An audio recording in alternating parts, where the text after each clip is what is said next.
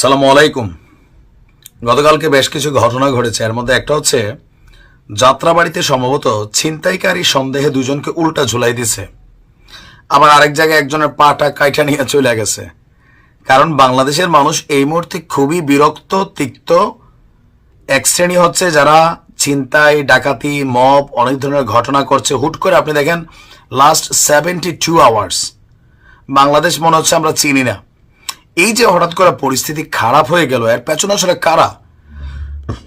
স্বরাষ্ট্র উপদেষ্টার একটা কমন বক্তব্য আছে, এটা আওয়ামী লীগ সরকারের সময় ছিল।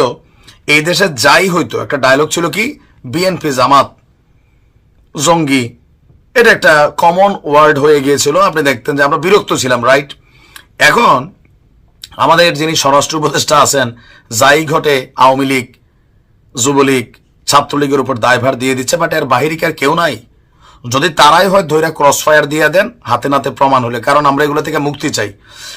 এখন শেখ হাসিনা একটা মাস্টার প্ল্যান করেছেন, দাবিকার উপদেষ্টা আসিফের, যে বাংলাদেশের পরিস্থিতি খারাপ করতে হবে। কেন? যেন সরকার স্টেবল করতে না পারে। তো সরকারের বিপরীতে কি শুধুমাত্র আওয়ামী লীগই চিন্তা করতেছে নাকি আর অন্য কেউ চিন্তা করতেছে? এই সরকারের উপর মোটামুটি সবাই এখন বিরক্ত। প্র্যাকটিক্যাল বক্তব্যটা হচ্ছে বিরক্ত। কেন? সরকার এখন একটা রাজনৈতিক দলকে প্রমোট করছে, রাজনীতির মাঠে নতুনত্ব আসছে, মানে এই ধরনের লড়াই আছে আমাদের রাজনীতির মধ্যে, বিভক্ত। তো এই যে সিস্টেমটা, এই সিস্টেমটার মধ্যে একটা ঘটনা ঘটার চান্স আছে। আপনি দেখেন যুক্তরাজ্য বলছে বাংলাদেশে স্মরণকালের ভয়াবহ একটা ঘটনা ঘটবে, বড় রকমের। এটা যে কোনো কিছু হতে পারে।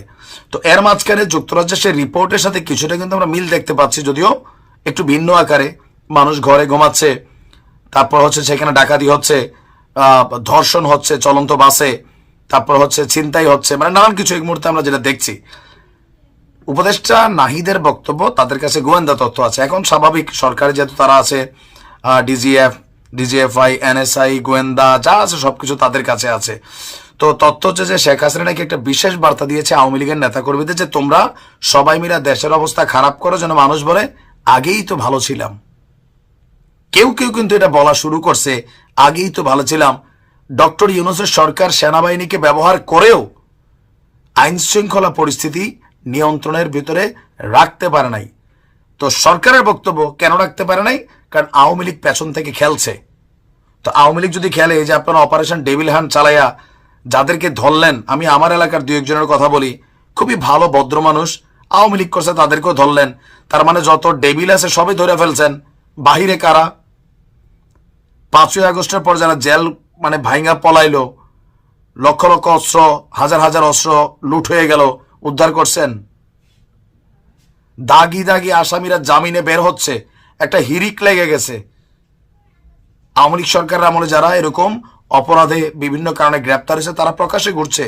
এক পুলিশ বলছে, ভাই এক সান্দাবাজ রে আমি 1 সপ্তাহ 3 বার গ্রেপ্তার করছি, তারপরে সে জামিন পাচ্ছে কিভাবে? এগুলো একটু মনিটরিং করতে হবে। দেখেন, অপরাধী যেই দলেরই হোক, ওই বিএনপি আসবে, বিএনপির লোকেরা ছেড়া দিতে হবে, জামাতের লোকেরা ছেড়া দিতে হবে। আবার কখনো আওয়ামী লীগ আসবে, পানির মতন, ওই যে আছে না যে সগিরাগুলো নাকি পানির মতন ঝইরা যায়।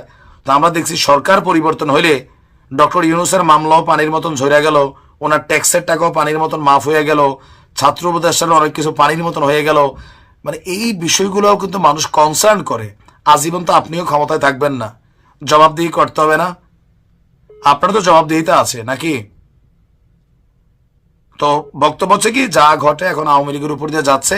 যদি আওয়ামী লীগ অরিজিনাল এরকম বলে থাকে, বা দিয়ে দেন, এই ধরে টরে সব গ্রেপ্তার করা ক্রস ফায়ার দিয়ে দেন। মানুষ মুক্তি চায়, শান্তি চায়। শেখ হাসিনা এরকম পরিকল্পনা দিছে, সরকারের কাছে তথ্য আছে, তো সামলান। আপনাদেরকেও সামলাতে হবে, ক্ষমতায় বসছেন।